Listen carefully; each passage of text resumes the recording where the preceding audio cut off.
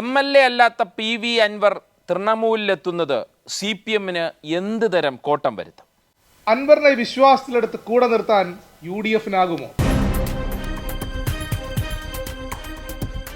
അങ്ങനെ PV Anwar MLA സ്ഥാനം ഒഴിഞ്ഞിരിക്കുന്നു. നിലമ്പൂർ മണ്ഡലം അനാഥമായിരിക്കുന്നു.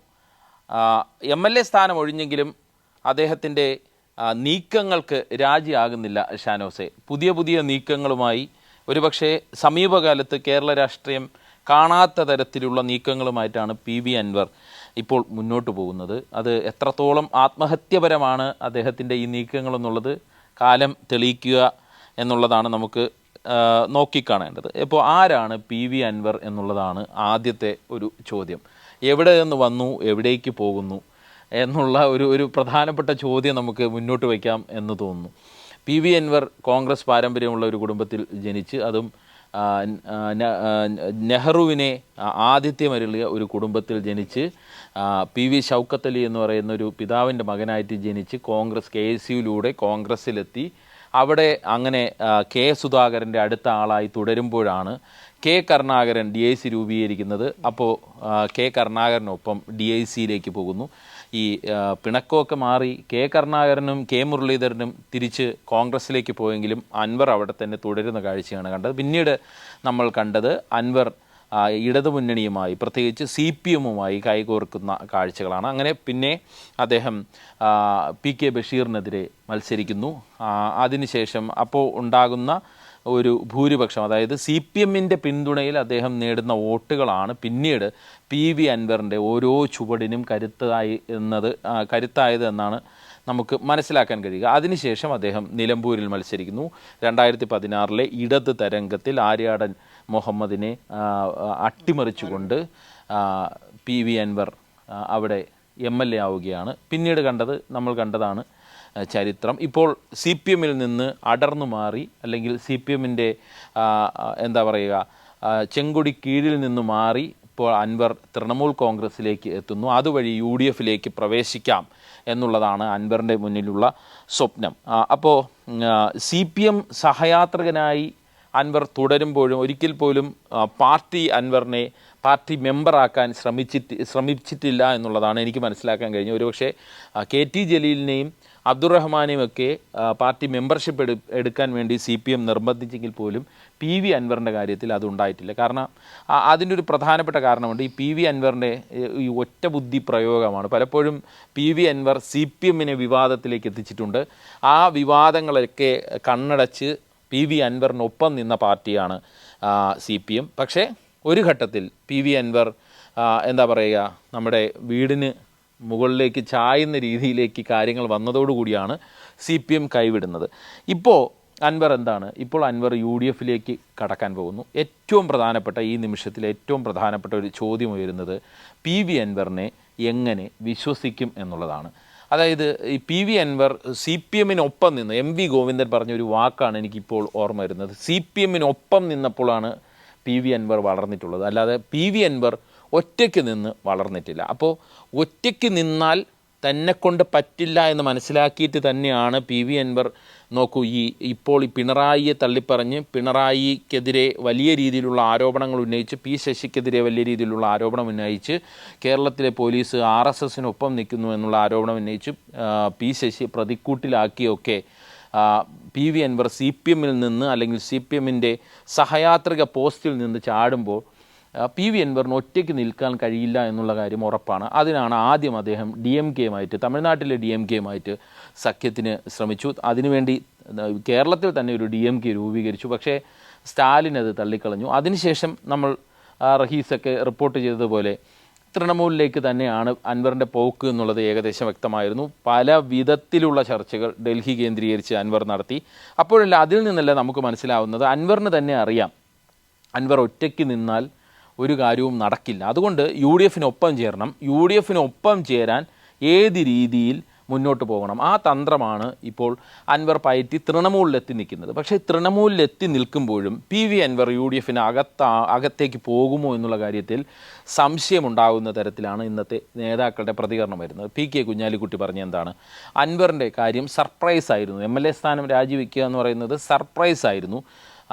ലീഗ് എന്തായാലും ഈ വിഷയം ചർച്ച ചെയ്തിട്ടില്ല. ലീഗ് നോക്കിക്കാണുന്നുണ്ട്, നേതാക്കളുമായി സംസാരിച്ചിട്ടുണ്ട്. പക്ഷേ UDF ആണ് ഇക്കാര്യത്തിൽ തീരുമാനമെടുക്കാനുള്ളത്. രമേശ് ചെന്നിത്തല എന്താണ് പറഞ്ഞത്? UDF ഈ വിഷയം ചർച്ച ചെയ്തിട്ടില്ല എന്നുള്ളത് ഇനിയാണ് ചർച്ച ചെയ്യാനുള്ളത് എന്ന് പറഞ്ഞു. കെ മുരളീധരൻ പറഞ്ഞു, അതായത് ഇന്ന് അൻവർ പറഞ്ഞൊരു പ്രധാനപ്പെട്ട കാര്യം, ഞാൻ ഇനി നിലമ്പൂരിൽ മത്സരിക്കുന്നില്ല, പകരം DCC പ്രസിഡൻ്റായിട്ടുള്ള VS ജോയ് മത്സരിക്കട്ടെ. അപ്പോൾ VS ജോയിയുടെ പേര് അൻവർ അവിടെ മുന്നോട്ട് വയ്ക്കുന്നതിന് പിന്നിലും ഒരു രാഷ്ട്രീയമുണ്ട്. അത് തന്നെ കോൺഗ്രസ്സുകാർ വളരെ എന്താ പറയുക, വളരെ ഒരു ദുഷ്ടലാക്കോട്, അൻവറിൻ്റെ ഒരു ദുഷ്ടലാക്കായിട്ടാണ് കാണുന്നത്. കാരണം VS ജോയിയുടെ പേര് വയ്ക്കുന്നത് ആര്യാടൻ ഷൗക്കത്തിനെ വെട്ടാൻ വേണ്ടിയാണ് എന്നുള്ള ഒരു വികാരം അവിടെ മലപ്പുറത്തെ കോൺഗ്രസ്സുകാർക്കുണ്ട്. അതായത് ഈ മലപ്പുറത്തെ കോൺഗ്രസിനകത്തെ പ്രശ്നത്തിൽ കയറി PV അൻവർ കളിക്കുന്നതായിട്ടാണ് ചില കോൺഗ്രസ്സുകാർ ഇതിനെ വിലയിരുത്തുന്നത്. അപ്പോൾ അതിനിന്ന് കെ മുരളീധരൻ കൃത്യമായി മറുപടി കൊടുത്തിട്ടുണ്ട്. നിലമ്പൂരിലെ സ്ഥാനാർത്ഥി ആരാകണം എന്നുള്ളത് UDF തീരുമാനിച്ചോളാം എന്ന് കെ മുരളീധരൻ പറയുകയും ചെയ്തു. ഷാനോസ്, എന്താ തോന്നുന്നത് ഈ UDFിലേക്ക് അത്ര പെട്ടെന്ന്? അതായത് UDFിന് മുന്നിൽ അൻവർ പറഞ്ഞ ഒരുപാട് ആരോപണങ്ങൾ നിൽപ്പുണ്ട്. അൻവർ എന്താ പറയുക, ഈ ഒറ്റ ബുദ്ധിയിൽ പറഞ്ഞു വെച്ച് CPMനെ വിവാദത്തിലാക്കിയ ഒരുപാട് പ്രശ്നങ്ങൾ അവിടെ നിൽപ്പുണ്ട്. അതെല്ലാം ഉപേക്ഷിച്ചിട്ടല്ല അൻവർ വരുന്നത്, അതെല്ലാം കൂടെ കൊണ്ടാണ് അൻവർ വരുന്നത്. കാരണം അൻവറിൻ്റെ പാർക്ക് അവിടെയുണ്ട്. അങ്ങനെ പല പല പ്രശ്നങ്ങൾ അൻവറായി ഉണ്ടാക്കിയിട്ടുള്ളത്. CPM സ്വതന്ത്രനായതുകൊണ്ട് തന്നെ അൻവർ പോയതോടുകൂടി CPM ആ പ്രശ്നങ്ങളിൽ നിന്നെല്ലാം മാറും. പക്ഷേ അൻവർ ഈ പ്രശ്നങ്ങളെല്ലാം കൊണ്ട് UDFിലേക്ക് വരാൻ പോവുകയാണ്. അപ്പോൾ അതെല്ലാം കണക്കിലെടുത്താകില്ലേ VD സതീശനെ പോലെ കൂർമ്മ ബുദ്ധിയുള്ള നേതാക്കൾ ഇക്കാര്യത്തിൽ തീരുമാനമെടുക്കുക? അങ്ങനെ പെട്ടെന്ന് അൻവറിനെ അങ്ങ് ഉൾക്കൊണ്ട് നേതാവാക്കാൻ UDFിന് കഴിയുമോ? പക്ഷെ അത് ആദ്യം പറയാനുള്ളത്, അൻവർ കച്ചവടക്കാരനായ രാഷ്ട്രീയക്കാരനാണ്, രാഷ്ട്രീയക്കാരനായ കച്ചവടക്കാരനാണ്. അദ്ദേഹം ഒരു പൊളിറ്റിക്കൽ സ്ട്രാറ്റജിസ്റ്റാണ്, ഒരു ബിസിനസ് സ്ട്രാറ്റജിസ്റ്റാണ്. എങ്ങനെയാണ് തൻ്റെ വഴി വെട്ടി തുറക്കേണ്ടതെന്ന് കൃത്യമായ ബോധ്യമുള്ള ഒരാളാണ്. അതുകൊണ്ടാണ് നമ്മൾ തമാശയ്ക്ക് പോലും പറയുന്നത്, എടുത്തെറിഞ്ഞ് വീണാൽ 4 കാലിൽ നിൽക്കുന്ന സ്വഭാവം അൻവറിനുണ്ട്. പക്ഷെ അൻവറിൻ്റെ പാളിയത് CPMമായിട്ട് ഇടയാൻ പോയപ്പോഴത്തേക്ക് അൻവറിനുണ്ടായ ഒരു വലിയ ഫാൻ ബേസ് നഷ്ടപ്പെട്ടു എന്നുള്ളതാണ് പ്രധാനപ്പെട്ട കാര്യം. അതായത് കടന്നലുകൾ, സൈബർ കടന്നലുകൾ എന്ന് വിളിക്കുന്ന പ്രയോഗത്തിൽ ആ കടന്നലുകളുടെ രാജാവായി കടന്നൽ രാജ എന്ന വിളിപ്പേരിൽ അറിയപ്പെടുന്ന അൻവറിനെ ഒറ്റ നിമിഷം കൊണ്ടാണ്, അതായത് ശരിക്കും പറഞ്ഞാൽ പിണറായി വിജയന്റെ എതിർപ്പല്ല, MV ഗോവിന്ദൻ, അതായത് CPMന്റെ സംസ്ഥാന സെക്രട്ടറി ഒറ്റ പ്രസ്താവന കൊണ്ട് അതുവരെ ഉണ്ടായിരുന്ന മുഴുവൻ CPM അണികളും ഒറ്റ നിമിഷം കൊണ്ട് PV അൻവറിനെ തള്ളിക്കളയുന്ന കാഴ്ച നമ്മൾ കഴിഞ്ഞ വർഷം അവസാനത്തോടുകൂടി കണ്ടതാണ്. അതിനുശേഷം അൻവറിൻ്റെ നീക്കമെന്ന് പറയുന്നത് എവിടെയെങ്കിലും അത്താണി ഇല്ലാതായി പോകുന്നൊരു അൻവറിനെയാണ് നമുക്ക് കാണാൻ കഴിയുന്നത്. എവിടെയും ഒരു ആശ്രയ കേന്ദ്രമാകാൻ അൻവറിന് കഴിയുന്നില്ല, അൻവറിന് ആശ്രയം ലഭിക്കുന്നില്ല. അങ്ങനെ UDF പ്രവേശനം സാധ്യമാകുന്നില്ല. അൻവറിൻ്റെ പൊതുയോഗങ്ങളിലൊക്കെ അൻവർ പലപ്പോഴും പറഞ്ഞിട്ടുണ്ട്, അത് UDF വേണോ കോൺഗ്രസ് വേണോ BJP വേണോ എന്ന് നമ്മൾ തീരുമാനിക്കും, നമ്മൾക്കൊറ്റക്കെട്ടായി തീരുമാനിച്ചാൽ BJPയെ പോലും തള്ളിക്കളയാതെയാണ് അൻവർ തൻ്റെ വലിയ രാഷ്ട്രീയ യോഗങ്ങളിൽ CPMുമായിട്ടുള്ള ബന്ധം വിച്ഛേദിച്ച ശേഷം അൻവർ പറഞ്ഞിട്ടുള്ളത്. അങ്ങനെ അൻവർ DMKയുമായി സഹകരിക്കാൻ തീരുമാനിക്കുന്നു. പക്ഷേ അൻവറിന് അവിടെ പാളി. അൻവറിന് ഒരു കാരണവശാലും DMKയുടെ ഭാഗമാകാൻ DMK എന്ന് പറയുന്ന തന്നെ ഒരു സംഘം കേരളത്തിൽ ഉണ്ടാക്കിയെങ്കിലും അതുമായി ബന്ധപ്പെട്ട് നിയമസഭാ ഉപതെരഞ്ഞെടുപ്പുകളിൽ മത്സരിക്കാൻ സാധിച്ചെങ്കിലും ഒരു വലിയ പൊളിറ്റിക്കൽ മൂവ്മെൻ്റായിട്ട് DMKയെ വളർത്തിക്കൊണ്ടുവരാൻ അൻവറിന് കഴിഞ്ഞില്ല. കാരണം CPMുമായി ഇടതുപക്ഷമായി സഹകരിച്ചു പോകുന്ന ഒരു രാഷ്ട്രീയ പ്രസ്ഥാനം എന്ന നിലയ്ക്ക്, തമിഴ്നാട്ടിൽ അധികാരത്തിലിരിക്കുന്ന രാഷ്ട്രീയ പ്രസ്ഥാനം എന്ന നിലയ്ക്ക്, പിണറായി വിജയനോടക്കം അഭേദ്യമായ ബന്ധം പുലർത്തുന്ന DMK പോലുള്ള പാർട്ടിക്ക് CPMനോട് തെറ്റിപ്പിരിഞ്ഞ് ഏത് പക്ഷത്ത് നിൽക്കുമെന്നില്ലാതെ ഇങ്ങനെ അലയുന്ന അൻവറിനെ കൂടെ കൂട്ടാൻ DMK തയ്യാറായില്ല. അങ്ങനെയാണ് ഈ വാർത്തകളുമായി ബന്ധപ്പെട്ടൊക്കെ, അതായത് അൻവറിൻ്റെ വാർത്തകൾ കേരളത്തിൽ ഏറ്റവും ആദ്യം ചെയ്ത ഒരു മാധ്യമമാണ് ഫോർത്ത്. കാരണം അൻവറിൻ്റെ ഓരോ നീക്കങ്ങളും നമ്മൾ റഗീസൊക്കെ വളരെ കൃത്യമായി ഓരോ നീക്കങ്ങളും ഒന്നും തെറ്റാതെ നമ്മൾ റിപ്പോർട്ട് ചെയ്തിട്ടുണ്ട്. അന്നേ നമ്മൾ പറഞ്ഞ അൻവർ പോകുന്നത് തൃണമൂൽ കോൺഗ്രസിലേക്കാണെന്ന്. കാരണം ആ ചർച്ചകൾ കുറച്ച് നീണ്ടുപോയി. ആ ചർച്ചകൾ നീണ്ടുപോകാനുള്ള പല കാരണങ്ങളിലൊന്ന്, അൻവറിനെ കൂടെ കൊണ്ടുവന്നാൽ എന്താണ് തങ്ങളുടെ നേട്ടം എന്നുള്ള മമതാ ബാനർജിയുടെ വളരെ കൃത്യമായ ചോദ്യമാണ്. ആ ചോദ്യത്തിന് ഉത്തരം ലഭിക്കാൻ വേണ്ടി കുറേ കാലം കാത്തിരുന്നു എന്നുള്ളതാണ് പ്രധാനപ്പെട്ട കാര്യം. കാരണം അവർ നേരത്തെ തന്നെ ജോസ് കുറ്റ്യാനി എന്ന് പറയുന്ന ആളെ ചുമതലക്കാരനാക്കിക്കൊണ്ട് കേരളത്തിൽ എങ്ങനെയെങ്കിലും ഈ തൃണമൂൽ കോൺഗ്രസിനെ വളർത്താനുള്ള നടപടികൾ നേരത്തെ തന്നെ ആഗ്രഹിച്ചിരുന്നു, നേരത്തെ ഒരു തുടക്കം കുറിച്ചിരുന്നു. പക്ഷേ അതൊന്നും ഫലവത്തായില്ല. പിന്നെ ചില MPമാരെ തന്നെ ഇവിടേക്ക് വിട്ടുകൊണ്ട് പ്രവർത്തനം വ്യാപിപ്പിക്കാൻ വലിയ ആഗ്രഹങ്ങളൊന്നുമില്ല.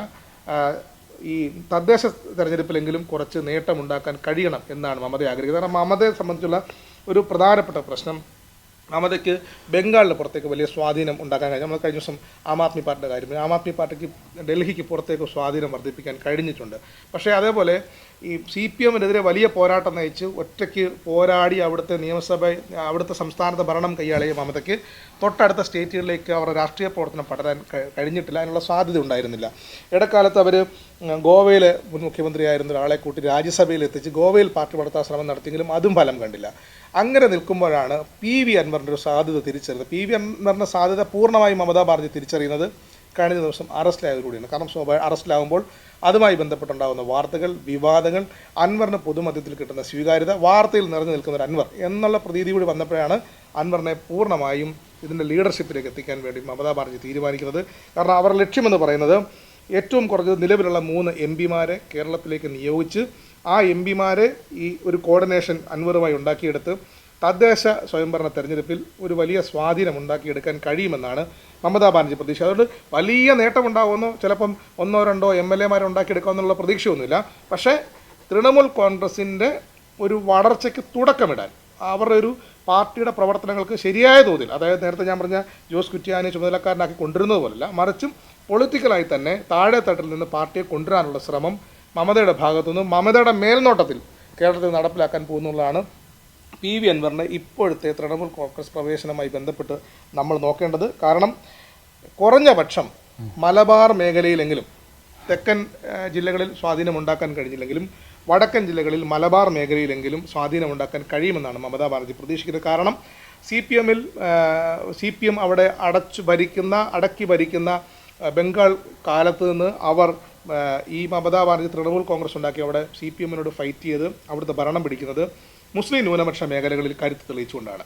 അപ്പോൾ അവരുടെ വിഷൻ എന്ന് പറയുന്നത് മുസ്ലിം ന്യൂനപക്ഷത്തിന് സ്വാധീനമുള്ള വടക്കൻ കേരളത്തിലേക്ക്, മലബാർ ഭാഗത്തേക്ക് ഈ അൻവറിനെ ഉപയോഗിച്ചുകൊണ്ട് പിന്നെ അവർ നിശ്ചയിക്കുന്ന MP-മാരുടെ സ്വാധീനം കൊടുപ്പിച്ചു. കാരണം വലിയ നേതാക്കന്മാർ കേരളത്തിലേക്ക് വന്ന് ക്യാമ്പ് ചെയ്ത് അൻവറിനൊപ്പം പ്രവർത്തിച്ച് തദ്ദേശ തെരഞ്ഞെടുപ്പിൽ കുറച്ചെങ്കിലും നേട്ടമുണ്ടാക്കി പാർട്ടിയുടെ ഒരു വഴി തുറക്കാനാണ് മമത ലക്ഷ്യം വെക്കുന്നത്. അങ്ങനെ വന്നാൽ മമതയ്ക്കുണ്ടാകുന്ന നേട്ടം ബംഗാളിന് പുറത്ത് കേരളത്തിൽ ഒരു സ്വാധീനം ഉണ്ടാക്കാൻ കഴിയുന്ന ചെറിയ കാര്യമില്ല. അവർക്ക് ബംഗാളിന് അപ്പുറത്തേക്ക് വലിയ മേഖലയിൽ സ്വാധീനം ഉണ്ടാക്കാൻ കഴിഞ്ഞിട്ടില്ല. ഉത്തരേന്ത്യക്ക് പുറമെ ദക്ഷിണേന്ത്യയിലെ സ്വാധീനം വർദ്ധിപ്പിക്കാൻ കഴിയുന്ന പറഞ്ഞാൽ ഇന്ത്യ സഖ്യത്തിൻ്റെ തന്നെ വലിയ നേതാവായി മാറാൻ കഴിയുന്നൊരു സാധ്യതയാണ് അവർ കേരളത്തിൽ കൂടി നടപ്പിലാക്കി കൊണ്ടുവന്നു കഴിഞ്ഞാൽ ആ സാധ്യതയാണ് അവർ ഉപയോഗപ്പെടുത്തുന്നത്. അതുകൊണ്ട് നമുക്ക് പ്രതീക്ഷിക്കാൻ കഴിയുന്നൊരു കാര്യം, അൻവറിനെ ഇന്നലെ കഴിഞ്ഞ ദിവസങ്ങളിൽ പറഞ്ഞ പോലെ അൻവറിനെ അനാഥനാക്കില്ല, അൻവറിന് കയറിക്കിടക്കാൻ ഇടമില്ലാത്ത, രാഷ്ട്രീയ അഭയകേന്ദ്രമില്ലാത്ത ഒരാളായിട്ട് PV അൻവർ മാറില്ല എന്ന ഉറപ്പ് മമതാ ബാനർജി കൊടുത്തിട്ടുണ്ട്. കാരണം ഈ CPM-മായി തെറ്റിപ്പിരിഞ്ഞ് മാസങ്ങളായിട്ടും രാജിവെക്കാൻ തയ്യാറാകാതിരുന്ന അൻവർ അത് ചില നിയമപ്രശ്നങ്ങളുണ്ടെങ്കിൽ കൂടിയും പെട്ടെന്ന് രാജിവെക്കാൻ തയ്യാറായതിന് പിന്നിൽ മമതയുടെ കൃത്യമായ നിർദ്ദേശമുണ്ടെന്ന് തന്നെ വേണം കരുതാൻ. അങ്ങനെ പോയാൽ വരുന്ന തദ്ദേശ സ്വയംഭരണ തെരഞ്ഞെടുപ്പിലും നിയമസഭാ തെരഞ്ഞെടുപ്പിലും ചെറിയ രീതിയിൽ UDF-മായി കുറച്ച് അടുത്തുകൊണ്ട് മമതയ്ക്ക് എന്തെങ്കിലും നേട്ടമുണ്ടാക്കാൻ കഴിയുമെന്നാണ് തൃണമൂൽ കോൺഗ്രസും മമതയും ആലോചിക്കുന്നത്. അത് ഭാവിയിലേക്ക് നമുക്ക് വരും നാളുകളിൽ കാണേണ്ട ഒരു സംഗതിയാണ്. പിന്നെ അൻവർ എന്തൊക്കെയാണ് ലക്ഷ്യം വെക്കുന്നതെന്ന് ചോദിച്ചു കഴിഞ്ഞാൽ അൻവറിൻ്റെ ലക്ഷ്യം പല അടരുകളായി കിടക്കുന്ന കാര്യങ്ങളാണ് അൻവറിനെ സംബന്ധിച്ച് പറയാനുള്ളത്. അതായത് നിലമ്പൂരിൽ എന്തായാലും ഉപതെരഞ്ഞെടുപ്പ് നടക്കണം എന്ന് തന്നെ അൻവർ ആഗ്രഹിക്കും. കാരണം ഇനി 1.25 വർഷം കൂടി കിടപ്പുണ്ട്. സ്വാഭാവികമായിട്ടും അവിടെ ഉപതെരഞ്ഞെടുപ്പ് നടക്കും. ആ ഉപതെരഞ്ഞെടുപ്പിൽ മത്സരിക്കില്ല എന്ന് അൻവർ പറയാനുള്ള പ്രധാനപ്പെട്ട കാര്യം, അൻവർ അവിടെ സ്വതന്ത്രനായി മത്സരിച്ചാൽ അവിടെ അൻവർ ജയിക്കില്ല എന്ന് അൻവറിന് വളരെ കൃത്യമായിട്ട് അറിയാം. അങ്ങനെ പോയാൽ അൻവറിന് എന്തെങ്കിലും തെളിയിക്കാനാവില്ല, UDF-ലേക്കുള്ള പ്രവേശനവും വലിയ തരത്തിൽ അടയും. അപ്പോൾ സ്വാഭാവികമായിട്ടും UDF സ്ഥാനാർത്ഥിക്ക് പിന്തുണ കൊടുത്തുകൊണ്ട് അൻവർ മുന്നോട്ട് പോയാൽ അവിടെ UDF സ്ഥാനാർത്ഥി നല്ല ഭൂരിപക്ഷത്തിൽ ജയിക്കും. അതുകൊണ്ടാണ് അവിടുത്തെ കോൺഗ്രസിലെ വിഷയം കൂടി മനസ്സിലാക്കി VS ജോയി വന്നാൽ നന്നായിരിക്കുമെന്ന് അൻവർ കാലേക്കൂട്ടി പ്രവചിക്കുന്നത്, കാലേക്കൂട്ടി അങ്ങനെ ഒരു അടിയടിക്കുന്നത്. VS ജോയി വന്നാൽ മത്സരിച്ചാൽ ജയിക്കുമെന്നുള്ളത് മാത്രമല്ല, ആര്യാടൻ ഷൗക്കത്തിനെ ബ്ലോക്ക് ചെയ്യാനുള്ള ഒരു തന്ത്രപരമായ ഒരു നീക്കം കൂടി അൻവർ നടത്തുന്നുണ്ട്. അതോടെ അവിടെ ഒരു ഉപതെരഞ്ഞെടുപ്പ് വന്ന് ആ ഉപതെരഞ്ഞെടുപ്പിൽ UDF-ന് ഈ അൻവർ പിന്തുണ കൊടുക്കുന്നു. UDF അങ്ങനെ ജയിച്ചാൽ സ്വാഭാവികമായിട്ടും ക്രെഡിറ്റിൻ്റെ ഒരു ഭാഗം അൻവറിൻ്റെ മുകളിലേക്ക് വരും. അങ്ങനെ അൻവറിന് UDF മുന്നണിയിലേക്കുള്ള മുന്നണി പ്രവേശനം വേഗത്തിൽ സാധ്യമാകും എന്നുള്ളതാണ് രണ്ടാമതായിട്ട് ചൂണ്ടിക്കാണിക്കാനുള്ളത്. പിന്നെ മൂന്നാമത്തെ ഒരു പ്രധാനപ്പെട്ട കാര്യം, നേരത്തെ നമ്മൾ അൻവറിൻ്റെ വിഷയം ചർച്ച ചെയ്യുമ്പോഴൊക്കെ പറഞ്ഞൊരു കാര്യം, അൻവറിന് കേരളത്തിലൊരു MLA ആവുക അല്ലെങ്കിൽ കേരളത്തിലൊരു മന്ത്രി ആവുക എന്നുള്ളതല്ല അൻവറിനെ സംബന്ധിച്ചുള്ള ലക്ഷ്യം. അൻവറിനെ സംബന്ധിച്ച് കുറച്ചുകൂടി ഒരു ഉയർന്ന പൊസിഷൻ, അതായത് നമ്മളിപ്പോൾ കെ രാധാകൃഷ്ണൻ്റെ കാര്യം പറയുമ്പം കേരളത്തിൽ വഹിക്കുന്ന ചുമതലയൊക്കെ വഹിച്ചു, അദ്ദേഹം ഇപ്പോൾ MP ആയി എന്ന് പറയുന്ന പോലെ അൻവറിന് ഒരു ലക്ഷ്യം ഡൽഹിയാണ്. നമ്മൾ നേരത്തെ റിപ്പോർട്ട് ചെയ്തിട്ടുണ്ട്. അതുകൊണ്ട് ഈ തൃണമൂൽ കോൺഗ്രസിലേക്ക് ചെല്ലുമ്പോൾ അവിടെ നിന്ന് കൊടുത്തിരിക്കുന്ന ഓഫർ എന്ന് പറയുന്നത് രാജ്യസഭ, ഞാൻ നേരത്തെ പറഞ്ഞ ഗോവയിലെ മുൻ മുഖ്യമന്ത്രിയെ, അതായത് ഈ അടുത്ത ദിവസങ്ങളിൽ ഒഴിവ് വരുന്ന ഒരു സീറ്റിലേക്ക് പരിഗണിച്ച് അങ്ങനെ രാജ്യസഭയിൽ എത്തിയാൽ പാർലമെന്റിലേക്ക് കടക്കാൻ അൻവർ ലക്ഷ്യമിടുന്നുണ്ട്. അത് അങ്ങനെ രാജ്യസഭാ പ്രവേശനം തൃണമൂൽ കോൺഗ്രസ് ഉറപ്പ് കൊടുത്തിട്ടുമുണ്ട്. അടുത്തതായി പറയാൻ ചൂണ്ടിക്കാണിക്കുള്ള കാര്യം, അഥവാ ഇനിയും ഇത് രാഷ്ട്രീയമാണല്ലോ, എപ്പം വേണം കലങ്ങിത്തിരിയാം, രാജ്യസഭയിലേക്ക് പോകാൻ കഴിയാത്തൊരു സാഹചര്യം സൃഷ്ടിക്കപ്പെട്ടാൽ 2026 നിയമസഭാ തെരഞ്ഞെടുപ്പിൽ അൻവർ സ്വാഭാവികമായിട്ടും ഏത് വിധേനയും UDFന്റെ ഭാഗമായി മാറും. അത് മനസ്സിലാക്കണമെന്നുണ്ടെങ്കിൽ നമ്മൾ എങ്ങനെയാണ് ബംഗാളിൽ CPMുമായി മമത യുദ്ധം പ്രഖ്യാപിച്ചിരിക്കുന്നത്, അപ്പം അതുപോലെ തന്നെ എങ്ങനെയാണ് കോൺഗ്രസുമായി സഹകരിക്കാൻ തയ്യാറാവുന്നത്, അതുപോലെ തന്നെ ഇവിടെ താഴെത്തട്ടിൽ ഇവിടെ കേരളത്തിലേക്ക് വരുമ്പോഴും മമതയെ സംബന്ധിച്ചും അൻവറിനെ സംബന്ധിച്ചും ഒറ്റ ശത്രുവുള്ളത് CPM ആണ്. കോൺഗ്രസിനെ വലിയ ശത്രുവായിട്ട് കാണുന്നില്ല. അങ്ങനെ വന്നാൽ ഈ സാധ്യതകൾ മുൻനിർത്തിയാൽ UDF പ്രവേശനം സാധ്യമാകുമെന്നും അങ്ങനെ അൻവർ UDF സ്ഥാനാർത്ഥിയായിട്ട് 2026 നിയമസഭാ തെരഞ്ഞെടുപ്പിൽ മത്സരിക്കാമെന്നും, വേണമെങ്കിൽ ഏതെങ്കിലും വിജയസാധ്യതയുള്ള സീറ്റിൽ തന്നെ തിരുവമ്പാടിയൊക്കെ പറഞ്ഞു കേൾക്കുന്നുണ്ട്, അങ്ങനെ വിജയസാധ്യതയുള്ള സീറ്റിൽ തന്നെ മത്സരിച്ച് അൻവറിന് നിയമസഭയിൽ എത്താനുള്ള സാധ്യത എന്നുകൂടിയുള്ള. ഷാനവാസ്, അപ്പോഴും എൻ്റെ ഒരു സംശയം, ഈ തൃണമൂൽ കോൺഗ്രസ് ഇപ്പോൾ വിലയിരുത്തി ഈ അൻവറിൻ്റെ പ്രവർത്തന രീതിയൊക്കെ വിലയിരുത്തി ആണ് ഇപ്പോൾ ഇങ്ങനെ ഒരു തീരുമാനത്തിലേക്ക് എത്തിയിരിക്കുന്നത്. അതായത് അൻവറിനോട് MLA സ്ഥാനം രാജിവെക്കാൻ മമത നിർദ്ദേശിച്ചിരിക്കുന്നു. തൊട്ടു പിന്നാലെ തന്നെ സംസ്ഥാന കൺവീനറായി അൻവറിനെ നിയമിച്ചുകൊണ്ട് ഉത്തരവിറക്കുന്നു. അങ്ങനെ തൃണമൂൽ കോൺഗ്രസിൻ്റെ ഭാഗത്തു നിന്നുള്ള കാര്യങ്ങളെല്ലാം ഓക്കെയാണ്. അതിന് പിന്നാലെ അൻവർ നടത്തിയ വാർത്താ സമ്മേളനത്തിൽ VD സതീശനോടും ഒപ്പം രാഹുൽ ഗാന്ധിയോടും അൻവർ മാപ്പ് പറയുന്നു. UDF നിരുപാധിക പിന്തുണ പ്രഖ്യാപിക്കുന്നു. ഇതെല്ലാം ഓക്കെയാണ്. പക്ഷേ UDF നേതാക്കൾ ഭയപ്പെടുന്ന ഒരു കാര്യം, അൻവറിനെ സംബന്ധിച്ച് അവർ ഭയപ്പെടുന്ന ഒരു കാര്യം, തൃണമൂൽ കോൺഗ്രസും ഒരുപക്ഷെ കണക്കിലെടുത്തിട്ടുണ്ടാവും എന്നാണ് ഞാൻ വിചാരിക്കുന്നത്. അതായത് ഈ അൻവറിൻ്റെ PV അൻവറിൻ്റെ അൺപ്രഡിക്റ്റബിൾ ആയിട്ടുള്ള സ്വഭാവമാണ്. അദ്ദേഹം എന്തിൽ പിടിച്ചാണ് മുന്നോട്ട് പോവുക, ഏത് കാര്യം അൻവറിൻ്റെ അടുത്ത് വിശ്വസിച്ച് പറയാൻ പറ്റും, ഇങ്ങനെയൊക്കെയുള്ള കുറേ പ്രശ്നങ്ങളുണ്ട്.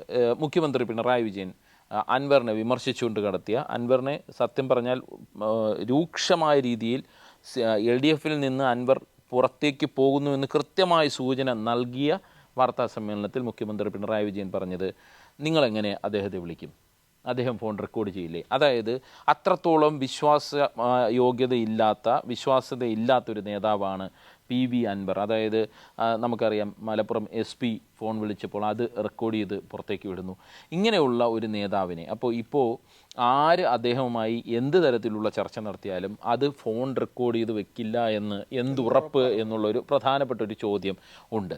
അങ്ങനെ PV അൻവർ എന്തിൽ കയറി പിടിച്ച് ഏത് രീതിയിൽ പെരുമാറും എന്നുള്ളത് ഒരു അൺപ്രഡിക്റ്റബിൾ ആയിട്ടുള്ളൊരു കാര്യമാണ്. അതാണ് UDFനെ സത്യത്തിൽ കുഴയ്ക്കുന്നത്. നമുക്കറിയാം PC ജോർജിനെ ചുമന്ന് നാറിയ UDFൻ്റെ ഒരു അനുഭവം അവരുടെ മുന്നിലുണ്ട്. രമേശ് ചെന്നിത്തലയ്ക്കൊക്കെ പ്രത്യേകിച്ച് അത് നന്നായിട്ട് അറിയാം. ഒരുപാട് തലവേദന സൃഷ്ടിച്ച ഒരു നേതാവാണ് UDFിൽ നിൽക്കുമ്പോൾ PC ജോർജ്. അതിൻ്റെ മറ്റൊരു പതിപ്പായിട്ടാണ് PV അൻവറിനെ UDFിലെ മുതിർന്ന നേതാക്കൾ കാണുന്നത്. അത് കൃത്യമായി മനസ്സിലാക്കിയിട്ടുള്ള ഒരാളാണ് VD സതീശൻ എന്നാണ് എനിക്ക് മനസ്സിലായിട്ടുള്ളത്. അദ്ദേഹം PV അൻവറിൻ്റെ ഇപ്പോഴത്തെ മാപ്പെല്ലാം സ്വീകരിക്കുന്നു. PV അൻവർ പറഞ്ഞ എല്ലാ ആരോപണങ്ങളും ശരിയാണ്, ശശി പറഞ്ഞതാണ് എന്നൊക്കെ പറയുമ്പോഴും PV അൻവറിനെ UDFിലേക്ക് VD സതീശൻ അത്ര പെട്ടെന്ന് സ്വാഗതം ചെയ്യുമെന്ന് എനിക്ക് തോന്നുന്നില്ല. ഇന്ന് PK കുഞ്ഞാലിക്കുട്ടി പറഞ്ഞൊരു കാര്യമുണ്ട്. PK കുഞ്ഞാലിക്കുട്ടി പറഞ്ഞു, ആര് ഞങ്ങളെക്കുറിച്ച്, അതായത് ഇന്ന് ലീഗിനെ വലിയ രീതിയിൽ ആശംസിച്ചുകൊണ്ടാണ്, ലീഗിനെ വലിയ രീതിയിൽ പ്രശംസിച്ചുകൊണ്ടാണ് PV അൻവറിൻ്റെ വാർത്താ സമ്മേളനം. അതായത് ലീഗ് എപ്പോഴും വളരെ പോസിറ്റീവായിട്ട് നിലപാടെടുക്കുന്നൊരു നേതാവാണ് എന്നൊക്കെ പറഞ്ഞുകൊണ്ട് VS ജോയിയെ സ്ഥാനാർത്ഥിയാക്കണമെന്ന് പറയുന്ന കൂട്ടത്തിൽ അദ്ദേഹം പറയുന്നൊരു കാര്യമായിരുന്നു. അപ്പോൾ അതിനെക്കുറിച്ച് PK കുഞ്ഞാലിക്കുട്ടിയുടെ അടുത്ത് മാധ്യമപ്രവർത്തകർ പിന്നീട് ചോദിച്ചപ്പോൾ അദ്ദേഹം പറഞ്ഞത്, ആര് ഞങ്ങളെ പ്രശംസിച്ചാലും ഞങ്ങൾക്ക് സന്തോഷമാണ്, നിങ്ങളാരെങ്കിലും പ്രശംസിച്ചാൽ സന്തോഷമല്ലേ എന്ന് ചോദിച്ചുകൊണ്ട് അദ്ദേഹം ആ ഒരു സംഭാഷണം, അതായത് അൻവറിനെ ഒരു രീതിയിലും പ്രശംസിക്കുകയോ തിരിച്ച് പ്രശംസിക്കുകയോ PV അൻവർ നല്ല നേതാവാണെന്ന് പറയാതെ അത് അവസാനിപ്പിക്കുന്ന PK കുഞ്ഞാലിക്കുട്ടിയുടെ കൂർമ്മത അവിടെ ആ വാർത്താ സമ്മേളനത്തിൽ എനിക്ക് കാണാൻ കഴിഞ്ഞു. അതുകൊണ്ട് തന്നെ ഒരു രാഷ്ട്രീയ വിദ്യാർത്ഥി എന്നുള്ള നിലയിൽ അത്ര പെട്ടെന്ന് UDF PV അൻവറിനെ ഉൾക്കൊള്ളാം. ഇനി മറ്റ് തലത്തിലുള്ള ഏതെങ്കിലുമൊക്കെ ചർച്ചകൾ പിന്നണിയിൽ നടക്കുന്നുണ്ടോ എന്ന് എനിക്കറിയത്തില്ല. പക്ഷേ ഈ പല പല കാര്യങ്ങൾ പരിശോധിക്കുമ്പോൾ UDF അടുത്ത തെരഞ്ഞെടുപ്പിൽ മന്ത്രിസഭ ഉണ്ടാക്കാൻ അല്ലെങ്കിൽ ജയിക്കുമെന്ന് അവർ വിശ്വസിക്കുന്ന ഒരു ഘട്ടത്തിൽ PV അൻവറിനെ പോലെ ഒരാളെ എടുത്തു വെച്ച് തലവേദന സൃഷ്ടിക്കേണ്ട കാര്യമുണ്ടോ എന്നുള്ള ഒരു പ്രധാനപ്പെട്ട ചോദ്യമുണ്ട്. K മുരളീധരനും താല്പര്യമില്ലാത്ത ഒരാളാണ് PV അൻവർ. രമേശ് ചെന്നിത്തലയ്ക്ക് ഇപ്പോഴത്തെ അദ്ദേഹം എടുക്കുന്ന ഒരു സമന്വയ പാതയിൽ അദ്ദേഹത്തിന് ആരെ അങ്ങനെ തള്ളിപ്പറയാൻ പറ്റാത്തത് കൊണ്ട് പറയാത്തതാണ് എന്നാണ് എനിക്ക് മനസ്സിലാക്കാൻ കഴിയുന്നത്. അതുകൊണ്ട് തന്നെ PV അൻവറിനെ UDFിലേക്ക് എടുക്കുമ്പോൾ ലീഗിൻ്റെ നിലപാട് വളരെ നിർണായകമാണ്. കാരണം ഏറ്റവും കൂടുതൽ PV അൻവർ നിലമ്പൂരിലിരുന്ന് വിമർശിച്ചത് മുസ്ലിം ലീഗിനെയാണ്. അതും ലീഗിനെ വളരെ മോശമായ രീതിയിൽ വിമർശിച്ചിട്ടുണ്ട്. അതെല്ലാം ലീഗിൻ്റെ മുന്നിലുണ്ട്. അതുപോലെ ലീഗിൻ്റെ ഒരു പ്രഖ്യാപിത ശത്രുവായി PV അൻവർ ഒരു ഘട്ടത്തിൽ മാറിയിരുന്നു. നമുക്കറിയാം ഈ PV അൻവർ എപ്പോഴാണ് CPM-മായി ഉടക്കി എന്നുള്ളത് അദ്ദേഹം തന്നെ പറയുന്നത് ഷാജൻ സ്കറിയയുടെ കേസുമായി ബന്ധപ്പെട്ട് വേണ്ട നടപടി CPM എടുത്തില്ല, മുഖ്യമന്ത്രി എടുത്തില്ല, മുഖ്യമന്ത്രി ഷാജൻ സ്കറിയയോട് പേടിച്ചു എന്നൊക്കെയുള്ള രീതിയിലാണല്ലോ PV അൻവർ സംസാരിക്കുന്നത്. നമുക്ക് നോക്കൂ, PV അൻവർ ഒരാൾക്കെതിരെ ഒരു കേസ് വരുന്നു. ആ കേസിന് അതിൻ്റേതായ വഴിക്കല്ലാതെ പെട്ടെന്ന് ഒരു സർക്കാരിനെ സംബന്ധിച്ച് പെട്ടെന്ന് ഒന്നും ചെയ്യാൻ പറ്റത്തില്ല. അതിൻ്റെ വഴിക്ക് പോകണം. അതൊരു സർക്കാർ സംവിധാനമാണ്. അങ്ങനെ ഉള്ളപ്പോൾ PV അൻവർ പറയാം. അതിനു മുമ്പ് ഈ കക്കാടംപൊയിലിലെ പാർക്കുമായി ബന്ധപ്പെട്ട് ഞാനും അവിടെ പോയി റിപ്പോർട്ട് ചെയ്തിട്ടുള്ളതാണ്. PV അൻവറിനെതിരെ വലിയ രീതിയിൽ ആരോപണം വന്നപ്പോൾ CPM സംരക്ഷിക്കുകയാണ് ചെയ്തത്.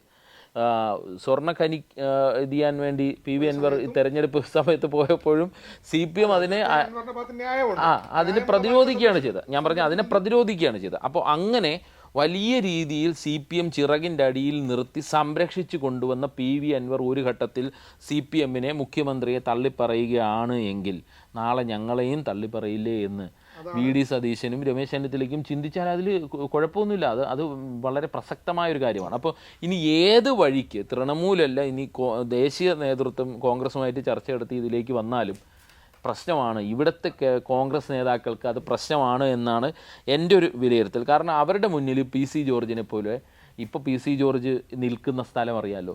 അപ്പോൾ ഇങ്ങനെ കൊണ്ടുവന്നിട്ടുള്ളവരെല്ലാം പ്രശ്നമായിട്ടുണ്ട് എന്നുള്ളതാണ് അവരുടെ മുന്നിലുള്ള വിലയിരുത്തൽ. അതുകൊണ്ട് അത്ര പെട്ടെന്ന്, കാരണം PV അൻവർ ഈ ഒറ്റ ബുദ്ധി എന്നൊക്കെ നമ്മൾ പറയില്ലേ, ആ രീതിയിൽ പെരുമാറുന്നത് കൊണ്ട് അത്ര പെട്ടെന്ന് UDFിലേക്ക് PV അൻവറിനെ എടുക്കുമോ എന്നുള്ള ഒരു പക്ഷേ നിലമ്പൂരിൽ ഉപതെരഞ്ഞെടുപ്പ് പ്രഖ്യാപിച്ച് അവിടെ അദ്ദേഹം നടത്തുന്ന പ്രവർത്തനങ്ങൾ, അദ്ദേഹം UDFിനോട് ഏത് രീതിയിൽ ചേർന്ന് നിൽക്കുന്നു എന്നൊക്കെയുള്ള ഒരു കാര്യങ്ങളൊക്കെ വിലയിരുത്തിയിട്ടായിരിക്കും ഒരു പക്ഷേ UDFിലേക്ക് അദ്ദേഹത്തെ എടുക്കുന്നുവെങ്കിൽ എടുക്കുക.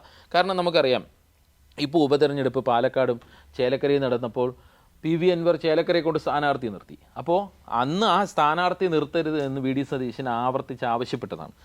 PV അൻവറിൻ്റെ സ്ഥാനാർത്ഥി ഏകദേശം 1000-2000 വോട്ടാണ് പിടിച്ചെങ്കിൽ കൂടി അതൊരു UDFിനെ സംബന്ധിച്ചിടത്തോളം ഒരു ചതിയായിട്ടാണ് VD സതീശൻ്റെയൊക്കെ മനസ്സിലുള്ളത്. അപ്പോൾ അങ്ങനെയൊക്കെ ഒരുപാട് ഘടകങ്ങളുണ്ട്. ഈ തൃണമൂൽ കോൺഗ്രസ്സിന് എന്തൊക്കെ ലക്ഷ്യങ്ങൾ PV അൻവർ വഴി ഉണ്ടെങ്കിലും ശരി, അത് ഇനി PV അൻവർ നടത്തി കൊടുക്കും എന്നൊക്കെ അദ്ദേഹം പോയി മമതാ ബാനർജിയോട് വാക്ക് കൊടുത്തിട്ട്, അല്ലെങ്കിൽ മമതാ ബാനർജിയുടെ ഏറ്റവും അടുത്ത ആളായിട്ട് അഭിഷേക് ബാനർജിയോട് വാക്ക് കൊടുത്തിട്ടുണ്ടെങ്കിൽ പോലും അതൊക്കെ എത്രത്തോളം PV അൻവറിന് കേരളത്തിൽ, അതും നിലമ്പൂരിൽ ഒക്കെ നടത്തിയെടുക്കാൻ കഴിയും. നമ്മൾ ഈ പറയുന്ന ഈ മാധ്യമ ശ്രദ്ധ എന്നതിനപ്പുറം ജനങ്ങളുടെ വോട്ട് PV അൻവറിനെ സംബന്ധിച്ചിടത്തോളം ഒരു സാധാരണക്കാരൻ ഇപ്പോൾ വിലയിരുത്തുന്നത് എങ്ങനെയാണെന്നൊന്ന് വിലയിരുത്തി വയ്ക്കും. നമ്മൾ മാധ്യമപ്രവർത്തകർക്കപ്പുറം ഒരു സാധാരണ മനുഷ്യൻ PV അൻവറിനെ എങ്ങനെയാണ് വിലയിരുത്തുന്നത്? PV അൻവർ പറഞ്ഞതിനെ എല്ലാവരും അനുകൂലിക്കുന്നവർ UDFുകാരാണ്. ഒരിക്കലും CPM-ൻ്റെ ഒരു വിഭാഗം പോലും PV അൻവറിനൊപ്പം പോയിട്ടില്ല. PV അൻവർ കടന്തൽ കൂട്ടമെന്ന് വിളിച്ച ആൾക്കാർ ഇപ്പോൾ PV അൻവറിനൊപ്പം ഇല്ല. അങ്ങനെ അതായത് പാർട്ടിയെ ചതിച്ചവനൊപ്പം ഒരിക്കലും നിൽക്കില്ല. അപ്പോൾ PV അൻവർ ഈ നടത്തുന്ന നീക്കങ്ങൾ ഏത് രീതിയിൽ അത് തൃണമൂൽ വഴി വിജയിക്കും, ഏത് രീതിയിൽ UDFിലേക്ക് അദ്ദേഹത്തിന് പ്രവേശനം ഉണ്ടാക്കാൻ കഴിയും, അതിൽ UDF നേരിടുന്ന പ്രതിസന്ധി എന്താണ്? സത്യത്തിൽ ഇപ്പോൾ ഈ PV അൻവർ നടത്തുന്ന ഈ നീക്കങ്ങൾ UDFിനെയാണ് പ്രശ്നത്തിലാക്കണമെന്നാണ് എൻ്റെ ഒരു വിലയിരുത്തൽ. പക്ഷേ എനിക്ക് തോന്നുന്നത് വൈകിയാണെങ്കിൽ UDF അൻവറെ ഉൾക്കൊള്ളും എന്ന് തന്നെയാണ് ഞാൻ മനസ്സിലാക്കുന്നത്. കുറച്ച് സമയമെടുക്കും. പക്ഷേ നമ്മൾ പി സി ജോർജുമായിട്ട് കണക്കാക്കുമ്പോൾ പി സി ജോർജ് എവിടെ നിന്നാണ് പോകുന്നത്? P C George U D എഫിൻ്റെ ഭാഗമായിട്ടാണ് പുറത്തേക്ക് പോകുന്നു, ഒടുവിൽ ബി ജെ പിയിലെത്തുന്നത്. അൻവറിനുണ്ടായ നേട്ടം എന്താണ്? അൻവർ ഇടതുപക്ഷത്തിൻ്റെ ഭാഗമായിട്ടാണ്. ഈ രണ്ട് സംവിധാനം പി സി ജോർജ് പണ്ട് പി ജെ ജോസഫിനൊപ്പം ഇടതുപക്ഷത്ത് നിന്നിട്ടുണ്ട്. ഞാൻ പറഞ്ഞത് ഈ അന്ന് വി എസ് അച്യുതാനന്ദന്റെ കുന്തമുനയായിരുന്നു പി സി ജോർജ്. പക്ഷേ ഈ രണ്ട് പേരും തമ്മിൽ നമ്മൾ കണക്കാക്കുമ്പോൾ കുറച്ചുകൂടെ വിശ്വാസ്യത നേടിയെടുക്കാൻ, ഇടതുപക്ഷത്തിൽ നിന്ന് കൂടുതൽ ആളുകളുടെ വിശ്വാസം നേടിയെടുക്കാൻ അൻവറിന് കഴിഞ്ഞു എന്നുള്ളതാണ് ഒരു പ്ലസ് പോയിന്റ്.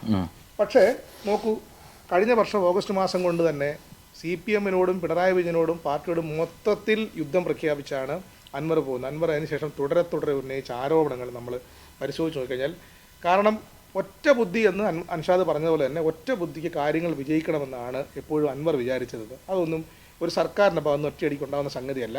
കാരണം അൻവർ പറഞ്ഞ കാര്യങ്ങൾ പ്രസക്തമായ പല കാര്യങ്ങളുണ്ട്. അതിൻ്റെ ഭാഗത്ത് അന്വേഷണം നടത്തിയിട്ടുണ്ട്. അജിത് കുമാറിനെ ക്രമസമാധാന ചുമതലയിൽ നിന്ന് മാറ്റിയിട്ടുണ്ട്. പല കാര്യങ്ങളും സി പി എമ്മും പാർട്ടിയും കൃത്യമായി ക്ലാരിറ്റി കൊടുക്കേണ്ടി വന്നിട്ടുണ്ട്. പക്ഷേ അതിനപ്പുറത്തേക്ക് പല കാര്യങ്ങളും അൻവർ പിന്നീട് ഉന്നയിച്ചതിന് ക്ലച്ച് പിടിക്കാതെ പോയി നമ്മൾ പറയേണ്ടി വരും. കാരണം എൽ ഡി എഫിൻ്റെ ഭാഗമായിട്ട് നിൽക്കുമ്പം യു ഡി എഫിനെ അതിര് കടന്ന് ആക്രമിക്കുക, പലപ്പോഴും ഉയർത്തിക്കൊണ്ടുവന്ന ആരോപണങ്ങളും ആക്രമണത്തിനും പിന്നാലെ സി പി എം കൂടേണ്ടി വന്നിട്ടുണ്ട്. സി പി എം സൈബർ സംഘത്തിന് അതിൻ്റെ പിന്നാലെ സഞ്ചരിക്കേണ്ടി വന്നിട്ടുണ്ട്, തിരുത്തേണ്ടി വന്നിട്ടുണ്ട്. അങ്ങനെ വന്ന് പിന്നീട് പാർട്ടിക്ക് വലിയ തലവേദനയായി മാറി അൻവർ പിന്നെ മറ്റു പല രാഷ്ട്രീയ പാർട്ടികളും അന്വേഷിച്ച് പോവുകയാണ്. ആ അൻവറെ ഞാൻ നേരത്തെ ഇൻട്രോയിൽ പറഞ്ഞ പോലെ അൻവറുടെ വിശ്വാസത്തിലെടുത്ത് കൂടെ നിർത്താൻ യു ഡി എഫിനാകുമോ എന്നുള്ള കാര്യം വളരെ പ്രധാനപ്പെട്ട ചോദ്യമാണ്. കാരണം അങ്ങനെ ഒരു കാരണവശാലും പൂർണ്ണ മനസ്സോടെ പൂർണ്ണമായി വിശ്വസിച്ച് അൻവറെ കൂടെ നിർത്താൻ കഴിയും. ഒരു കരുതൽ എപ്പോഴും കാണും. അതായത് ഏറ്റവും വലിയ പ്രശ്നം സൃഷ്ടിക്കുന്നത് കോൺഗ്രസിനല്ല, അത് വടക്കൻ കേരളത്തിൽ നമ്മൾ നോക്കുമ്പോൾ അത് ലീഗിനാണ്. ലീഗിൻ്റെ നേതാക്കന്മാർക്ക് അത് കൃത്യമായിട്ട് അറിയാം. കാരണം ലീഗിൻ്റെ കുറേ അധികം ആളുകൾ ഇപ്പോൾ അൻവറിൻ്റെ അനുചരന്മാരായി കൂടെയുണ്ട്, അൻവറിൻ്റെ പിന്നണി ആളുകളായി കൂടെയുണ്ട്. അത് എങ്ങനെയാണ് ലീഗിനെ തളർത്തുക എന്നുള്ളത് അത് ഇ.ടി. മുഹമ്മദ് ബഷീറിനോടും കുഞ്ഞാലിക്കുട്ടിയോടും ഒന്നും പ്രത്യേകിച്ച് ആരും പറഞ്ഞു കൊടുക്കേണ്ട കാര്യമില്ല. അവർ കേരള രാഷ്ട്രീയത്തിലെ കൂർമ്മ ബുദ്ധിക്കാരായ രാഷ്ട്രീയക്കാരാണ്. അതുകൊണ്ട് അവർക്കുണ്ടാകാൻ പോകുന്ന ദോഷത്തെ ഞാൻ അതാണ് പറഞ്ഞത്. പി കെ കുഞ്ഞാലിക്കുട്ടി ഇന്ന് ആ പ്രതികരണം നടത്തിയതിൻ്റെ ഒരു പക്വതയുണ്ട്. അദ്ദേഹം ആ പറഞ്ഞ് ഒരു വാക്ക് പോലും അധികം പറയാതെ ആ വാർത്താ സമ്മേളനം അവസാനിപ്പിച്ച രീതി കണ്ടിട്ടാണ് ഞാൻ ഇന്ന് പറഞ്ഞത്, ലീഗിന് ഒരു രീതിയിലും പി വി അൻവറിനെ ഇപ്പോഴത്തെ ഒരു ഘട്ടത്തിൽ ഉൾക്കൊള്ളാൻ കഴിയുമെന്ന് എനിക്ക് തോന്നുന്നില്ല. അതായത് കിഴക്കെവിടെയോ മഴ പെയ്തപ്പോഴേ പടിഞ്ഞാറ് നിന്ന് മുണ്ടുപൊക്കി എന്ന് പറയുന്ന അവസ്ഥയിലാണ് നിലവിൽ കോൺഗ്രസും യു ഡി എഫും പോകുന്നത്. നിയമസഭാ തെരഞ്ഞെടുപ്പിൽ ഒന്നര വർഷം കിടക്കുകയാണ്. അപ്പോൾ തന്നെ മുഖ്യമന്ത്രി ആരാണെന്നുള്ള ചർച്ചകൾ നടക്കുന്നു. അതിനിടയ്ക്ക് പി വി അൻവറിന് എൻട്രി. അത് മാത്രമല്ല, ഞാൻ അതാണ് ആദ്യം പറഞ്ഞത്, പി വി അൻവർ വന്നുടനെ വി എസ് ജോയിയെ സ്ഥാനാർത്ഥിയാക്കണം എന്ന ഒരു അഭിപ്രായം പറയുന്നു. അപ്പോൾ ഒരു പ്രതിസന്ധി അവിടെ. അപ്പോൾ ഉടനെ അത് ഷൗക്കത്ത് വന്ന് മറുപടി പറയുന്നു, പി വി അൻവർ അല്ല, മലപ്പുറത്ത് ജനങ്ങൾക്ക് ഞാൻ ആരാണെന്ന് അറിയാം എന്ന് മറുപടി പറയുന്നു. അപ്പോൾ വി എസ് ജോയി സത്യത്തിൽ പ്രതിരോധത്തിലാവുന്നൊരു അവസ്ഥയുണ്ട്. എന്ത് പറയാൻ പറ്റും? അതെ അങ്ങനെ ഒരു പ്രശ്നം വരും. അപ്പോൾ അത് കെ മുരളീധരൻ കൃത്യമായി അഡ്രസ്സ് ചെയ്തിട്ടുണ്ട്. അതായത് നിലമ്പൂരിലെ യു ഡി എഫ് സ്ഥാനാർത്ഥി ആരെന്ന് ഞങ്ങൾ തീരുമാനിച്ചോളാം. മാവോയിസ്റ്റുകൾ നമ്മൾ നിരുപാധികം എല്ലാ ആയുധങ്ങളും വെച്ച് കീഴടക്കി സർക്കാരിൻ്റെ ഒരു പാക്കേജ് അംഗീകരിക്കുന്ന പോലെ അല്ല അൻവർ യു ഡി എഫ് പക്ഷത്തേക്ക് വരും. അൻവർ യു ഡി എഫ് പക്ഷത്തേക്ക് വരുമ്പോൾ തന്നെ ഒരു പ്രതിസന്ധി കൂടെ രൂപപ്പെടുത്തിയാണ് വരുന്നത്. അതായത് ഒരു കാരണവശാലും നിലമ്പൂരിൽ ഞാനതാണ് പറഞ്ഞത്, ഒരുപാട് കാര്യങ്ങൾ യു ഡി എഫിന് ഒരു ഒന്ന് രണ്ട് പോയിന്റ് കൂടെ എനിക്ക് പറയാനുണ്ട്. അതായത് ഈ ബി എസ് ജോയിയുടെ കാര്യം പറഞ്ഞു വന്നതുകൊണ്ടാണ് എന്തൊക്കെ തരത്തിലുള്ള സാധ്യതയാണ് അൻവർ കൽപ്പിക്കുന്നതെന്ന് ഞാൻ ഒന്ന് രണ്ട് പേരുമായി സംസാരിച്ചു. അതായത് നിലമ്പൂരിൽ സ്വതന്ത്ര സ്ഥാനാർത്ഥിയായി മത്സരിച്ചാൽ അൻവർ മത്സരിക്കുക എന്ന് വിചാരിക്കുക. ഇനി രാഷ്ട്രീയമെല്ലാം മാറി പറഞ്ഞ മമതാ ബാനർജി പറയാണ് അൻവർ അവിടെ മത്സരിക്കും, നമുക്ക് നോക്കാം എന്ന് പറഞ്ഞാൽ അൻവർ മത്സരിച്ചുള്ള പ്രശ്നം അവിടെ യു ഡി എഫിൻ്റെ എൽ ഡി എഫിൻ്റെ സ്ഥാനാർത്ഥികളുണ്ടാവുമല്ലോ.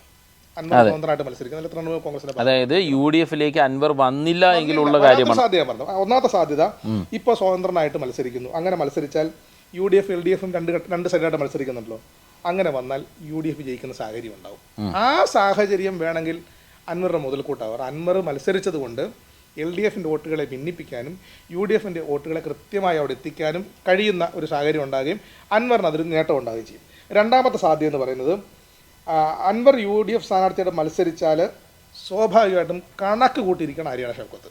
അൻവർ യു ഡി എഫിൻ്റെ സ്ഥാനാർത്ഥിയായിട്ട് മത്സരിക്കാൻ ഈ 6 മാസത്തിനകം ഉണ്ടാകുന്ന തെരഞ്ഞെടുപ്പിൽ അല്ലെങ്കിൽ 6 മാസത്തിന് ശേഷം ഉണ്ടാകുന്ന തെരഞ്ഞെടുപ്പിൽ തീരുമാനിച്ചാൽ അടുത്ത നിമിഷം ആര്യട ഷൗക്കത്ത് എൽ ഡി എഫിൻ്റെ സ്ഥാനാർത്ഥിയായിട്ട് മത്സരിക്കും. അതായത് നിലമ്പൂരിലെ കോൺഗ്രസിൻ്റെ സ്വഭാവം എന്ന് പറയുന്നത് ആര്യാടൻ ഫാമിലിയുമായി ചേർന്ന് നിൽക്കുന്ന ഒരു സ്വഭാവമാണ് അവിടുത്തെ കോൺഗ്രസ്. കാരണം പിതാവ് ഈ ദീർഘകാലം അവിടുത്തെ കോൺഗ്രസ് നേതാവായിട്ട് 30 വർഷക്കാലം അവിടുത്തെ MLA ആയിട്ട് ലീഗിനെ വരെ പിണക്കി, ലീഗിനോട് പിണക്കാന്നല്ല, ലീഗിനോട് തുറന്ന യുദ്ധം പ്രഖ്യാപിച്ച ആളാണ് ആര്യാടൻ മുഹമ്മദ്.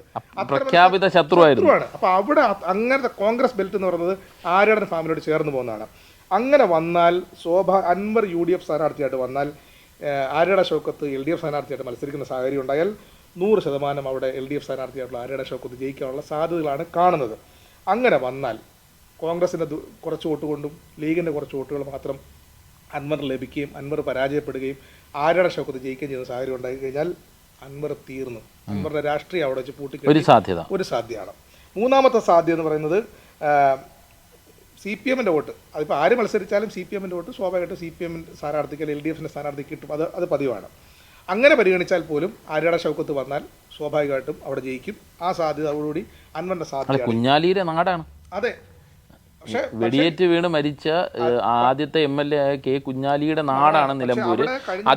അതിനുശേഷം ആര്യാടൻ മുഹമ്മദ് ഉണ്ടാക്കിയെടുത്ത ഒരു സ്വാധീനം ഒക്കെയാണ് സത്യത്തിൽ നിലമ്പൂര് CPM-ൽ നിന്ന് മാറി നിന്നത്. അവിടെയാണ് സ്വതന്ത്ര സ്ഥാനാർത്ഥിയെ കൊണ്ടുവന്ന് അത് എല്ലാ തരത്തിലുമുള്ള പാർട്ടി സെറ്റപ്പുകളും കൊടുത്ത് PV അൻവറിനെ വിജയിപ്പിച്ചെടുത്തത് CPM. അല്ലാതെ PV അൻവർ ഒറ്റയ്ക്ക് നിന്ന് ജയിച്ചു വന്നതല്ല. അപ്പോൾ ഈ സാധ്യതയെ CPM ഉപയോഗപ്പെടുത്തി CPM മുന്നോട്ട് വെച്ച സാധ്യതയെ CPM ഉപയോഗപ്പെടുത്തി. CPM അൻവർ ഉണ്ടാക്കിയ വിവാദത്തിൽ അൻവറിനെ CPM പ്രതിരോധിച്ചു നിർത്തി. അങ്ങനെ ഒരുപാട് ഘടകങ്ങൾ അവിടെ ഉണ്ട്. PV അൻവർ എങ്ങനെയാണ് അവിടെ നിന്ന് ജയിച്ചതോടുകൂടി പിണറായി വിജയൻ്റെ ഏറ്റവും അടുത്ത ആളായി എന്നുള്ള രീതിയിലാണ് PV അൻവറിനെ കുറിച്ച് തന്നെ പറഞ്ഞുകൊണ്ടിരുന്നത്. പിതൃ തുല്യൻ എന്ന് വിളിച്ച് ഒരു 2 ആഴ്ചയ്ക്കകം അത് മാറ്റി പറഞ്ഞ ആളാണ് PV അൻവർ. അപ്പോൾ അങ്ങനെയൊക്കെ പല പ്രശ്നങ്ങളുണ്ട്. പിന്നുള്ളൊരു പ്രശ്നം വെച്ചാൽ അൻവറിൻ്റെ കൂടെ നിലവിൽ ആരൊക്കെ ഉണ്ടെന്ന് ചോദിച്ചു കഴിഞ്ഞാൽ ബഹുരസമാണ്. അൻവറിൻ്റെ കൂടെ തത്വത്തിൽ ഇപ്പം മമതാ ബാനർജി കൊടുത്തിരിക്കുന്ന നമുക്ക് കാണാൻ കഴിയാത്ത ഒരു ഇൻവിസിബിൾ മമതാ ബാനർജിയുടെ ഉറപ്പ് എന്ന് പറയുമ്പോൾ എപ്പോൾ വേണമെങ്കിലും വാക്ക് മാറ്റാവുന്ന നേതാവാണ് മമതാ ബാനർജി എന്നുള്ളത് മറ്റൊരു കാര്യം. കൂടെ ആരൊക്കെ ഉണ്ടെന്നുള്ള ആശ്രയിച്ചാണല്ലോ നമ്മൾ ഇവിടുത്തെ ഒരു രാഷ്ട്രീയ പ്രവർത്തനം അളക്കേണ്ടത്. ഒരു ചെറിയ ഫാൻ ബേസ് ഉണ്ടാക്കാൻ വേണ്ടി അൻവറിന് കഴിഞ്ഞിട്ടുണ്ട് ഈ കുറഞ്ഞ കാലം കൊണ്ട്. പിന്നെ പറയാനുള്ളത് ലീഗിന്റെ കുറച്ച് അണികൾ, അത് താഴെ തട്ടുള്ള ലീഗ് പ്രവർത്തകർ, കുറച്ച് കോൺഗ്രസ് അണികൾ ഇപ്പം സജീവമായിട്ട് അൻവറിനൊപ്പം. ഇതാണ് അൻവറിൻ്റെ ഒരു മൊത്തത്തിലുള്ള ബേസ് എന്ന് പറയുന്നത്. ഇത് വെച്ചിട്ടാണ് അൻവർ മുമ്പോട്ട് പോകുന്നത്. ഇപ്പം പിന്നെ 2 ദിവസം കൊണ്ട് കിട്ടിയൊരു കാര്യം, ഒരു മൈലേജ്, ഒരു ദേശീയ പാർട്ടി പദവിയിൽ നിൽക്കുന്ന സംസ്ഥാനം ഭരിക്കുന്ന തൃണമൂൽ കോൺഗ്രസിന്റെ ഭാഗമായി സംസ്ഥാന കോർഡിനേറ്ററായിട്ട് വരുന്നു. UDF-ലേക്ക് വരാമെന്നുള്ള പ്രതീതി നിലനിൽക്കുന്നതുകൊണ്ടാണ് ഒരു സാധ്യത കൽപ്പിക്കപ്പെടുന്നത്. പിന്നെ നിലവിലെ അവസ്ഥയിൽ അൻവർ ഒരു കാരണവശാലും അവിടെ മത്സരിക്കാനുള്ള സാധാരണ CPM-ന് എന്തെങ്കിലും ഈ അൻവർ പുറത്തു ചാടി UDF-നൊപ്പം നിൽക്കുന്നത് കൊണ്ട് ഇപ്പോൾ UDF-നൊപ്പം ചേരാൻ അൻവറിന് കഴിഞ്ഞാൽ CPM-നുണ്ടാകുന്ന കോട്ടം സംസ്ഥാന തലത്തിൽ എങ്ങനെയാണ് ഷാനവാസ് തന്നെ നോക്കിക്കാണുന്നത്? അതായത് എനിക്ക് തോന്നുന്നത് അൻവർ മുന്നോട്ട് വെച്ച കുറേ ആരോപണങ്ങളുണ്ട്. അത് P ശശിയുമായിട്ട് P ശശി ഇപ്പോൾ പറഞ്ഞിട്ടുണ്ട് മാനനഷ്ടത്തിന് കേസ് കൊടുക്കുമെന്ന് പറഞ്ഞിട്ടുണ്ട്. മുഖ്യമന്ത്രി അതിന് കൃത്യമായി മറുപടി കൊടുത്തിട്ടുണ്ട്. ഇനി വരും ദിവസങ്ങളിൽ എന്താ പറയുക, മുഖ്യമന്ത്രിയുടെ മറുപടി നമ്മൾ കാണാനിരിക്കുന്നു. ഇന്ന് MV ഗോവിന്ദൻ കൃത്യമായി അൻവറിനെ തള്ളിപ്പറഞ്ഞിട്ടുണ്ട്. ഇനി ഒരു തരത്തിലുമുള്ള ചർച്ച അൻവറുമായി ബന്ധപ്പെട്ട് ഇല്ല, അദ്ദേഹം എവിടെ വേണോ പോട്ടെ എന്ന് MV ഗോവിന്ദൻ നിലപാടെടുത്തിട്ടുണ്ട്. പിന്നെ AK ബാലൻ പറഞ്ഞത് തൃണമാണ്, അപ്പോൾ തൃണത്തിലേക്ക് പോയി അങ്ങനെ അങ്ങ് വിചാരിക്കുകയാണ് എന്ന് AK ബാലൻ പറയുന്നു. അങ്ങനെ CPM മൊത്തത്തിൽ അൻവറിനെ ആ രീതിയിൽ തന്നെ ഇന്നത്തെ ഈ സംഭവത്തോടു കൂടി കൂടുതൽ തള്ളിപ്പറഞ്ഞു. ഇനി ആ വിഷയത്തിൽ ചർച്ച വേണ്ട എന്ന് പറഞ്ഞ് അടയ്ക്കുമ്പോഴും ഞാൻ ചോദിക്കുന്നത്, ഈ PV അൻവർ ഉണ്ടാക്കിയെടുത്തിട്ടുള്ള ഈ ആരോപണ ശരങ്ങൾ, ഈ ആരോപണ ഇങ്ങനെ നിൽക്കുന്ന കുറേ കാര്യങ്ങളുണ്ട്, അതെല്ലാം CPM-ന് കോട്ടം തെറ്റുമെന്ന് ഷാനോസിന് വിചാരിക്കുന്നു? ഒരു നിലയ്ക്കും ഞാൻ ഉറപ്പിച്ച് പറയുന്നു, ഒരു നിലയ്ക്കും PV അൻവർ CPM-നെ കുലുക്കാൻ കഴിയുന്ന ഒരു വൻമരമല്ല. CPM-നെ കുലുക്കുമെന്ന് മോഹിച്ച എത്രയോ വൻമരങ്ങളുണ്ടായിരുന്നു CPM-നകത്ത്. MV രാഘവൻ ഉണ്ടായിരുന്നില്ലേ, AR ഗൗരിയമ്മ ഉണ്ടായിരുന്നില്ലേ, പിന്നെ പ്രാദേശിക തലത്തിൽ എത്രയെത്ര നേതാക്കന്മാരുടെ പേര് നമുക്ക് പറയാൻ, ചിലരൊക്കെ തിരിച്ചു വന്നു, പലരും തിരിച്ചു വന്നിട്ടുണ്ട്. ഞാൻ CPM-നെ കടപുഴക്കുമെന്ന് വിചാരിച്ചിരുന്ന MV രാഘവനെ പോലൊരാൾ, അല്ലെങ്കിൽ ഗൗരിയമ്മയെ പോലൊരാൾ, അവർക്ക് എത്ര കാലം സ്വാധീനം ഉണ്ടാക്കാൻ കഴിഞ്ഞു? അവർ UDF-ന്റെ ഭാഗമായി ഒരു ചെറിയ പാർട്ടി കെട്ടിപ്പടുത്ത് ഗൗരിയമ്മ CPM-ൽ നിന്ന് പുറത്താക്കപ്പെട്ട് പോയതിനു ശേഷം ആലപ്പുഴയിൽ നടക്കുന്ന യോഗത്തിന് ആയിരക്കണക്കിന് മനുഷ്യന്മാർ വന്നു. പക്ഷെ അത് വോട്ടാക്കാൻ കഴിഞ്ഞില്ല. അത് പാർട്ടി അണികളായി മാറിയിട്ടില്ല. ഇപ്പം ഈ പറയുന്ന MV രാഘവൻ പാർട്ടിയിൽ നിന്ന് പോകുമ്പോഴും വലിയൊരു ആൾക്കൂട്ടം പോകുമെന്ന് പ്രതീക്ഷിച്ചു. എന്തുണ്ടായി? എം വി രാഘവൻ UDF-ന്റെ കക്ഷിയായിട്ട് ഒരു സീറ്റിൽ ഒതുങ്ങുന്ന അല്ല 2 സീറ്റിൽ ഒതുങ്ങുന്ന പാർട്ടിയായിട്ട് മാത്രം മാറി. തീർച്ചയായിട്ടും. അങ്ങനെ തന്നെയായി. അല്ല, സമീപകാല ചരിത്രങ്ങളെല്ലാം ഈ PV അൻവർ ഇപ്പോൾ ഉയർത്തുന്ന കോലാഹലങ്ങൾ അത് കുറച്ച് കഴിയുമ്പോൾ ശമിക്കുന്ന രീതിയിലേക്കാണ് കാര്യങ്ങൾ പോകുന്നതെന്നാണ്. പക്ഷേ നമ്മൾ സമീപകാലത്ത് കാണാത്തത്രയും നാടകങ്ങൾ അല്ലെങ്കിൽ രാഷ്ട്രീയ നീക്കങ്ങൾ കൊണ്ടുവരാൻ PV അൻവറിന് ഞാൻ കഴിഞ്ഞിട്ടുണ്ട്. തുടക്കത്തിൽ പറഞ്ഞല്ലോ, PV അൻവർ രാഷ്ട്രീയക്കാരനായ ബിസിനസ്സുകാരനായ രാഷ്ട്രീയക്കാരനാണ്. ഇതിന് സ്ട്രാറ്റജി എല്ലാം ഉണ്ട്. നമ്മളെ PV അൻവർ ഫേസ്ബുക്ക് നിങ്ങൾ പരിശോധിക്കും. ഒരു 3-4 മാസം മുമ്പ് ഉണ്ടാകുന്ന ഫേസ്ബുക്ക് പോസ്റ്റിന്റെ ആർജവം, അതിന്റെ ഒരു കുന്തമുന ഇപ്പോൾ ഉണ്ടോ? ഇപ്പൊ പരിഹാസമാണ് ഫേസ്ബുക്ക് പോസ്റ്റിൽ മുഴുവനും.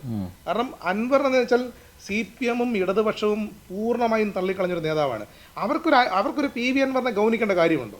എനിക്ക് തോന്നുന്നില്ല. അവർക്ക് PV അൻവർ ഒരു പ്രശ്നമേ അല്ല. എന്തായാലും ഈ പറഞ്ഞു വരുന്നതനുസരിച്ച്, അതായത് PV അൻവർ കോട്ട ഉണ്ടാക്കുക LDF-നല്ല, PV അൻവർ വരുന്നതോടുകൂടി UDF-നുണ്ടാവുന്ന കോട്ടങ്ങളെക്കുറിച്ചായിരിക്കും വരും ദിവസങ്ങളിൽ നമ്മൾ ചർച്ച ചെയ്യേണ്ടി വരിക എന്നുള്ളതാണ് എനിക്ക് തോന്നുന്നത്. എന്തായാലും VD സതീശൻ, രമേശ് ചെന്നിത്തലയെ പോലെയുള്ള അനുഭവ സമ്പത്തുള്ള നേതാക്കൾ PV അൻവറിനെ UDF-ലേക്ക് എങ്ങനെ ഉൾക്കൊള്ളും, അത് ഏത് ഫോർമുലയിൽ ഉൾക്കൊള്ളും, ലീഗ് അതിനെ എങ്ങനെ നോക്കിക്കാണും, അല്ലെങ്കിൽ ലീഗിൻ്റെ എതിർപ്പ് അല്ലെങ്കിൽ ലീഗിൻ്റെ നിലപാട് അക്കാര്യത്തിൽ എന്തായിരിക്കും എന്നുള്ളതൊക്കെ ആയിരിക്കും ഇനിയുള്ള ദിവസങ്ങളിൽ കേരളം ചർച്ച ചെയ്യുക.